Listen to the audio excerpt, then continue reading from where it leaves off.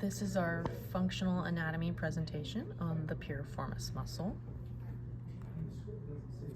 So as you can see on the anatomical structure, we see the piriformis muscle right here. It shows that the origin is the lateral side of the sacrum on the anterior side, and it inserts into the greater trochanter. The isolated function of the piriformis muscle, when it helps with concentric motion, it accelerates hip external rotation, abduction, and extension. The integrated function deals with eccentric action, and this decelerates hip internal rotation, adduction, and flexion. And the isometric function stabilizes the hip and sacroiliac joints. The innervation of the piriformis muscle is the sciatic nerve, meaning that the sciatic nerve runs through the piriformis muscle. So now we're going to be doing manual muscle testing. So I'm going to have my client lay on her side. We're going to be testing her piriformis. So her bottom leg's going to be straight and her top leg's going to be bent to 60 degrees. I'm going to put my hand on her hip to stabilize it, and I'm going to push her knee down with my other hand.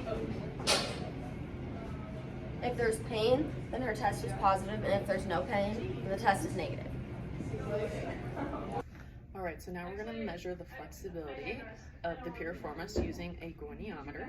So the piriformis helps with external rotation and abduction, so we're first going to check our external rotation. So I'm going to take the goniometer, I'm going to line it up right with her tibia, and I'm going to ask her to externally rotate her tibia.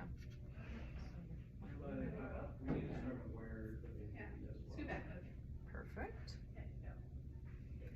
And we're going to measure the number. It's at 44 degrees. You can't see the number, but right there.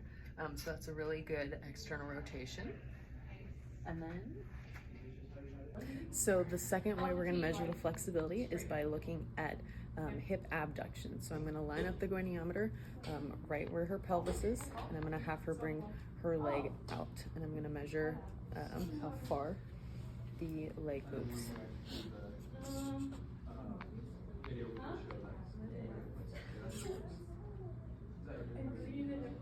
Alright, so right at about 50.2 degrees.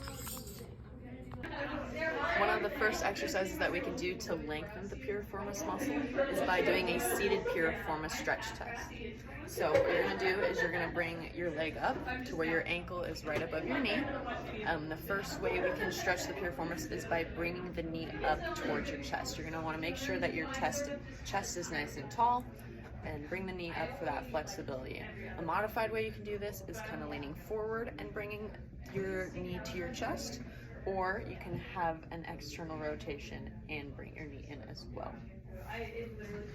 Another way to lengthen the piriformis, you're going to lay down on your back. You're going to bring your knees up.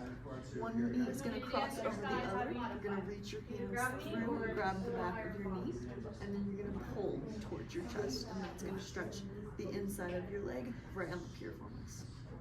I'm going to do an exercise that isolates the piriformis. So I'm going to lay on my side, and I'm going to have my legs bent, and I'm going to bring my top leg up.